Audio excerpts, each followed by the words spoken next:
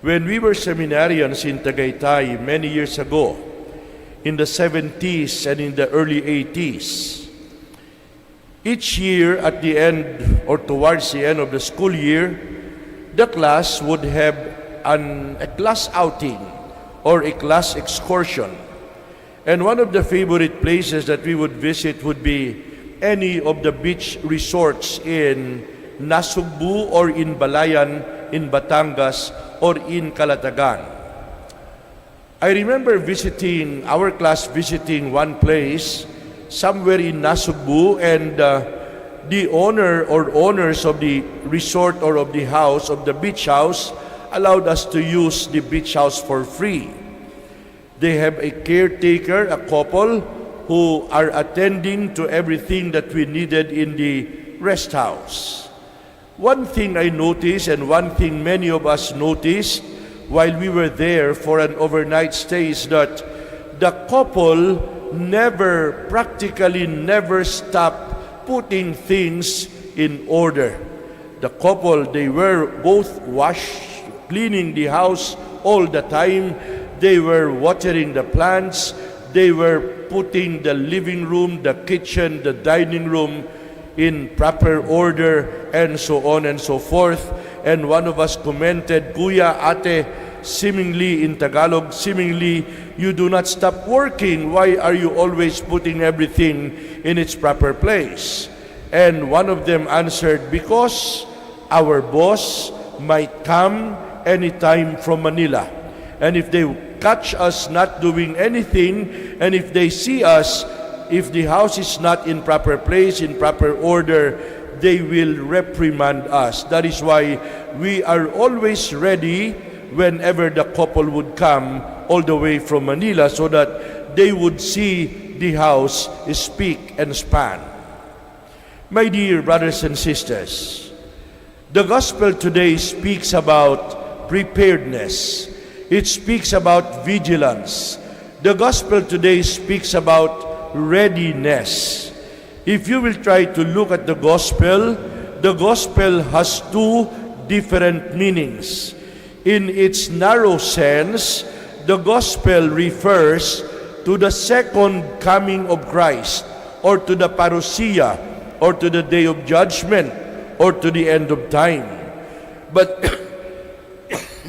in its wider sense, the gospel refers to the time when God will call each of us personally, when God will call each of us individually. It is a call to prepare to meet our God.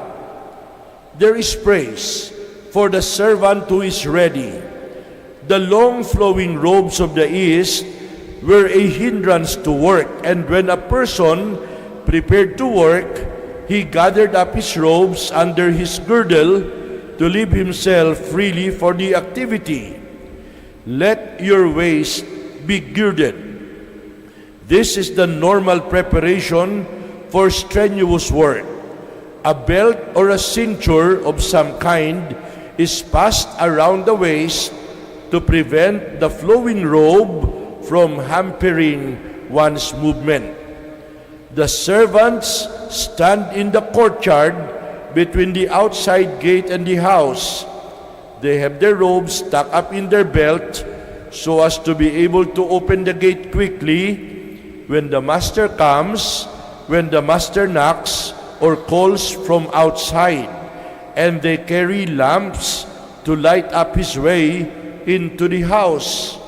All the servants are to keep watch. All the people wait for the parousia, and all of us must be ready to meet the Master anytime. In practical terms, my dear brothers and sisters, nobody can tell the day or the hour when eternity will invade us. Nobody can predict when eternity will come to summon us.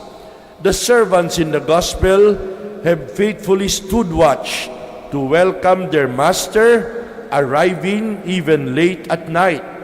And for this, they will be greatly rewarded. And similarly, the disciples who will faithfully await the parousia will greatly be rewarded at His coming. The Bible similarly tells us 70 is the sum of our years, or 80 for those who are strong, and most of these are emptiness and pain. They pass swiftly and we are gone. Lord, teach us to number our days aright. My dear friends, the old must die, the young can die. Not only old people die, even young people may die, because death can come to any one of us anytime. And the gospel today wants to remind us that when it comes to death, there can be an element of surprise. There can be an element of surprise. Amen.